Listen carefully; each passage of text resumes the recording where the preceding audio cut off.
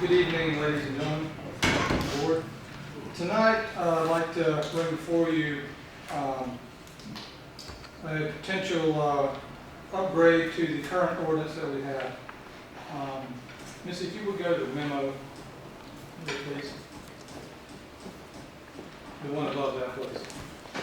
There we go.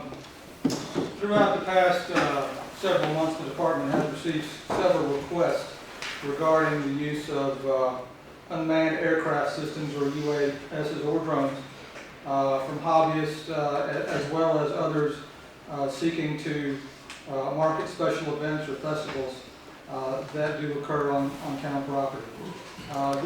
The proposed ordinance would reflect the updated allowance from the state of North Carolina for units of local government to regulate launch and recovery on government property.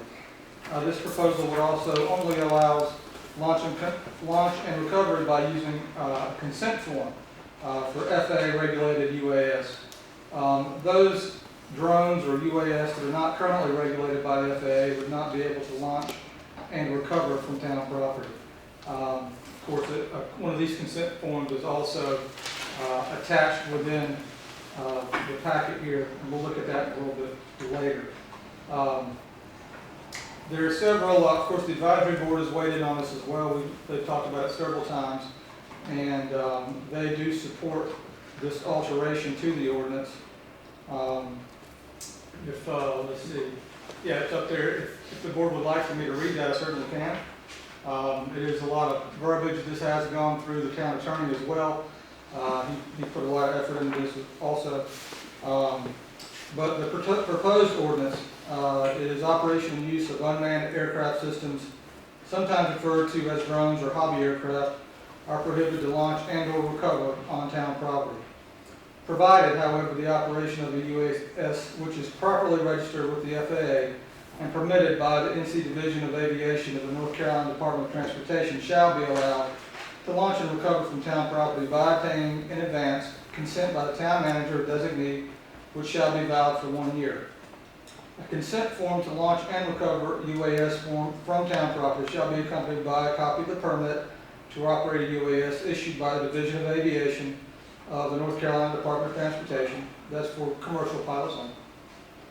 And an acknowledgement by the operator that the UAS will be operated at all times pursuant to all applicable rules and regulations of the FAA and the state of North Carolina for the operation of the UAS. The town of Elkin reserves the right to limit or prohibit launch and recovery of FAA-registered UAS on town property at times, and the right to revoke consent for a registered FAA UAS from launch and recovery.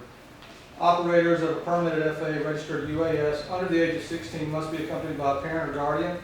To the extent that applicable authority of these United States or the state of North Carolina adopts rules or regulations that conflict with this section 2-41, the said rules or regulations shall control.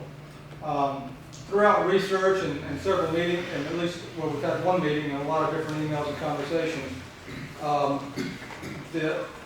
these regulations could potentially change, governed by the FAA or the state of North Carolina, depending on future use. And the last sentence essentially says that whatever the FAA or the state of North Carolina were to adopt would override what we have here. We might not be able to react as quickly as we might need to should they react. We might not even find out until 6 or 7 months later that what we have might be out of date. So this would let the FAA's rules and the state of North Carolina essentially override what we have should they change from what they currently have. Some other items that I would like to show you, Missy, if you will go back.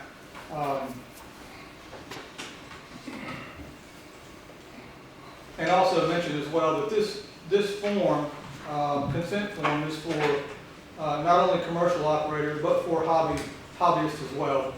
Somebody who does have an FAA registered drone but yet not fly for commercial purpose would be able to get consent from the town manager or his designee through this form. The form helps us keep up with who is in the park and at what times potentially they may be in the park. And of course, if we get a complaint about something, we will ask that they keep the consent form with them while they're at the park so that we can go to a person and say, hey, see you're flying your drone today, do you have your consent form? Yeah, okay, no problem, just wanted to make sure. Or if, somebody's flying one and they don't have one, we could then say, well, we need to get a consent form signed by the town manager. It's very easy as long as your drone's registered with the FAA, and then we can, follow up in that manner. There are several flyers that I was able to get off of the state of North Carolina's website. Missy, if you would scroll through those possibly. We would probably hand these out as well with the consent form. Is my old one added? It does not. No. Good one. So this one explains the requirements for a commercial UAS. Of course, we would hand these out just to essentially reiterate what the state of North Carolina has done. If you would move on down this a little bit so we can read that, look at it. This essentially states all the different things that a commercial pilot has to do to obtain this state permit. Okay, you will go to the next one.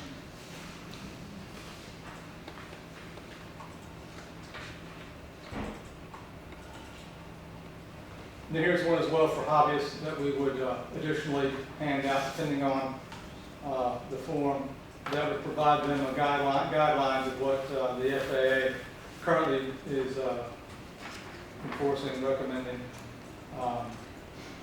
It was discussed that if some local commercial drone flyers would be willing, we would offer some sort of introductory type of class. We'd be able to find an instructor, for an hour or so on a Saturday or whatever the schedule could permit, and so that we could introduce this to people who were hobbyists or whatever, to at least give them the basic rules that would govern this, so that if they own the park, they have some guidelines and a little bit of time behind them with somebody else helping them out. So, are there any questions at this time from the board that I can try and answer?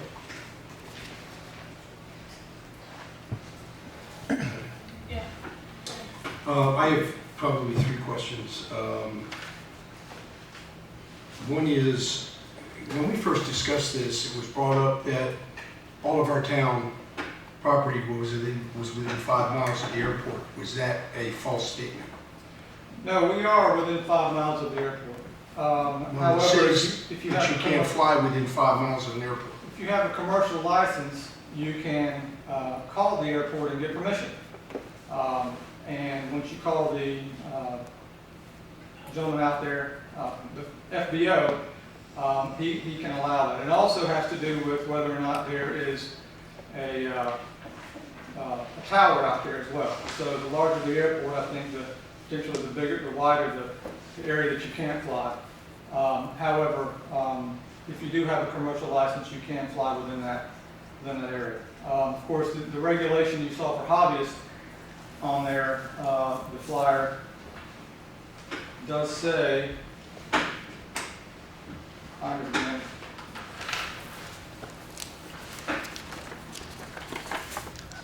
It said it couldn't be flown within 5 do miles. not fly within 5 miles of airports, above stadiums, or other public events. That is for the hobbyist guideline. For the commercial guideline, again, as I understand it, you can call and get permission and fly within that area. So what about flying over? The other thing it talks about, the thing that we were concerned about, was flying over areas where there is high population, a lot of people, and something happened. We didn't want somebody getting hurt. Right, according to the FAA, that anybody flying would have to, let's just say if it's a commercial flyer or whatever, they have to fly up and not above a crowd, and they would have to take pictures at an angle or some sort of angle to not be above the crowd itself, as I understand it. That's the hobbyist. That is for commercials. That's for anybody. Anybody. Anybody. That's right. So if there's a baseball game going on, for instance, and there's somebody flying, on the soccer field, as long as their drone is not over the baseball field where the crowd is, they would be okay. If they're taking pictures of the baseball game going on, they would need to be, they could not be above the crowd. They could be adjacent, several feet, I suppose, to take the picture. Of course, if we notice a drone flying over the the ball field over the crowd, and we see somebody in the park flying a drone, we would walk over and say, by the way, you know, FAA regulation state you can't fly over a crowd of people. Please move the drone over 300 feet, or whatever the case may be. So what about, wine festival? Or, Same thing applies. The drone would go, maybe up on the left or right side of the park, with tree coverage, above the trees or canopy to take a picture of what was going on. The lenses and the photo lenses and things like that apparently can get several hundred feet away and then zoom in on the crowd to get the effect of what. so for marketing purposes and those who are professional, commercial, videographers, do they get an approval or they still cannot fly directly over a crowd? As far as I understand, they cannot fly over a crowd. They would get consent from the manager to just launch and recover from town property. But they might actually launch and recover and then have to go off of, what would be above town property to get the angle away from the crowds. I don't want to sound like I don't want somebody who wants to commercially operate a drone to not have a successful business. I mean, we used a drone at one of my kids' weddings. But I have concern about, the area here to fly is where we have most activity going on in town. And is it a requirement for a commercial to fly only line of sight, or do commercial pilots not have to abide by the line of sight rule that the hobbyists do? As far as I know, and I might defer to some of our people in the crowd to answer that with a little bit more knowledge than I have, but as I understand it, there has to be line of sight. In other words, you can have somebody in the park and then the flyer could be another 500 yards away. As long as they have somebody that is with them, that keeps an eye on where the drone is, and then they can communicate back and forth on that. As I understand it, that is legal, so to speak. The issue here, the crux of this issue, is the launch and recovery, not necessarily the air. What we can regulate is the launch and recovery on town property. What this will help us do is regulate the smaller, non-regulated FAA UAS that might be cheaper or less controllable, that might hurt somebody essentially. Might have on the playground and flying around and not be able to control those. Like apparently the FAA registered ones are very, safe would be the word to use. It's only as safe as the operator. Yeah. So, any other questions? So do we want, Adam Foster, I know knows, he's the person who knows the most about the rules. Do we want to hear from Adam? Well, yeah, and I certainly would like to hear from. I have a map that includes. I'm not as concerned about the rules as I'm concerned about why do we want to do this here? To market your community. I mean, if you, I work in Wilkesboro and North Wilkesboro, and I get calls weekly on, hey, can you come shoot this? Can you come, cover this event? And if you watch a video, if you're not hooked in the first 30 seconds, you're. Oh yeah, the videos are wonderful. Sorry, I only have one more copy. If you look, there's actually a map on page 8 that actually shows you do not have to have prior permission to fly in Elkin. It's a Class G airspace up until 700 feet. We cannot fly over 400, period.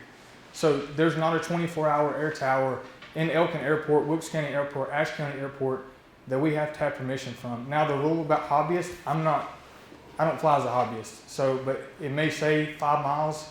I can't answer that question. I did have a couple points that I'd like to kind of go over first. One, I'm a taxpaying citizen FAA and a Part 107 operator. I had 2 issues with the way that Elkin handled this drone ordinance. I feel like there was an uninformed vote to ban all drone use on town property. And I'd also like to know, even with the new ordinance, just as Adam McComb said, you can regulate launch and recovery. There's no regulation other than the FAA of airspace, whether it's a foot off the ground over town property or 400 feet. You can only regulate landing and recovery, which is exactly what he had said. Like he said, I've talked to him many emails since June 6th. voicing my concern on the ordinance.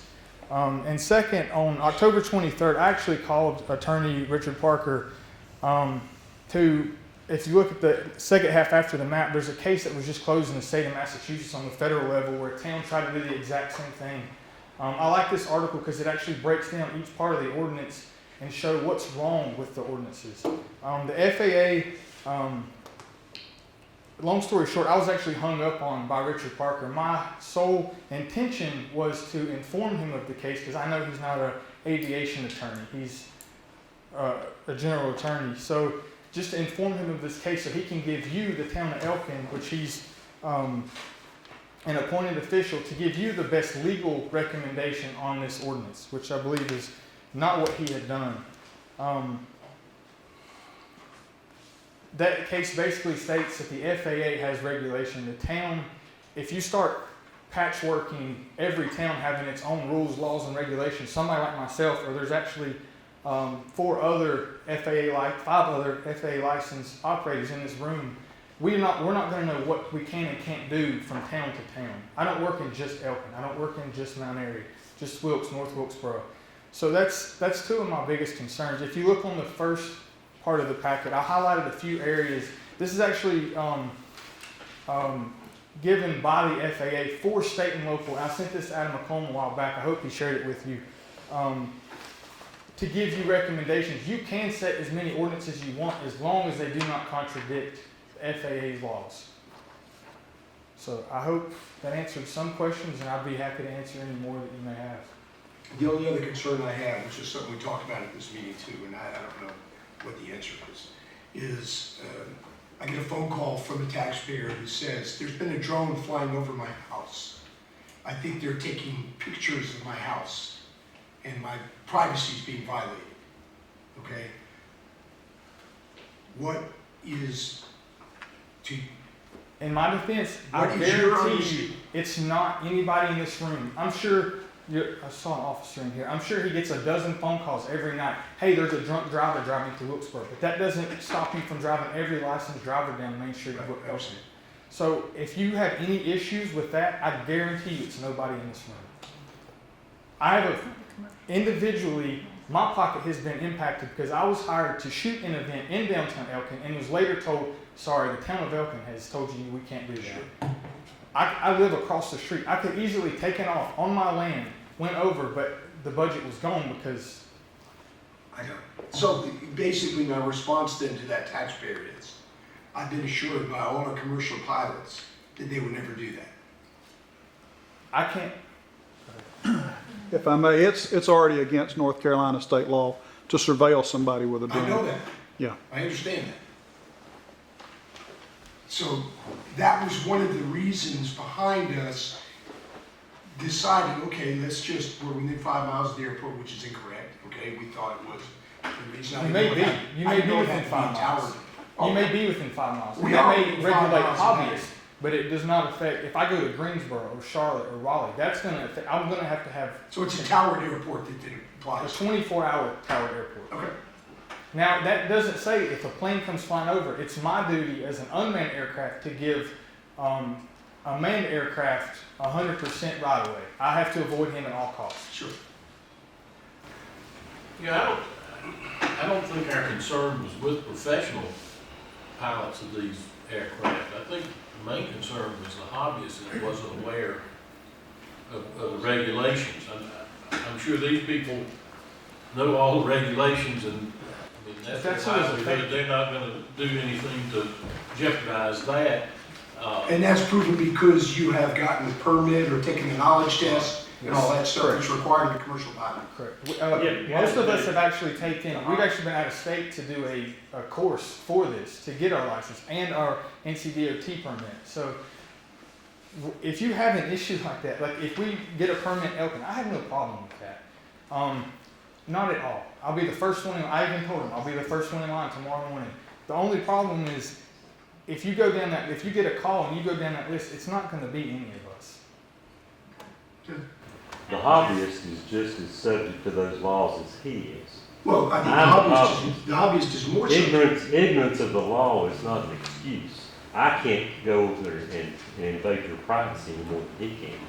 Now, I'm the hobbyist. The biggest difference between the hobbyist and the professional is the fact that I don't use my drone to make money. Otherwise, I'm just as subject to everything, same thing he is, same rules.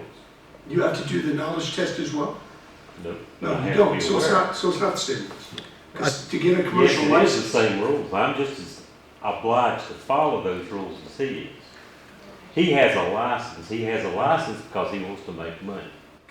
It doesn't matter if it's a 16-year-old checking your gutters. They have to have a commercial license, no different than someone shooting a feature film with a drone. Yes, sir. I do think one of the biggest issues the FAA has right now is that they don't inform the hobbyist of every single rule. They don't make them go through a particular knowledge test or Part 107 as we have. And I think if they were to implement something for a hobbyist to say, this is your guideline of what to do. Otherwise, when you go through and register your drone on the FAA's official website, it only gives you a short description. You cannot fly above 400, you can't fly over crowds of people. So it's more of a lack of information on that part. Whereas when we go and take we try to get our license for our commercial use, we have to go through an entire class. There's books and everything that you have to learn and go through, and then of course pass your knowledge test. Is there any other questions? Mr. Parker has written this change, Yes. and this change satisfies what you all want? Absolutely, especially compared to the last ordinance or the current ordinance. So do I have a motion? Yeah, I move. Second. I move that we accept the changes that have been recommended There's a by second. the advisory board. Any other discussion? All those in favor say aye. Aye. Any opposed? Motion carries. Thanks, Adams. Thank you for educating us. Yes. A very difficult feat sometimes.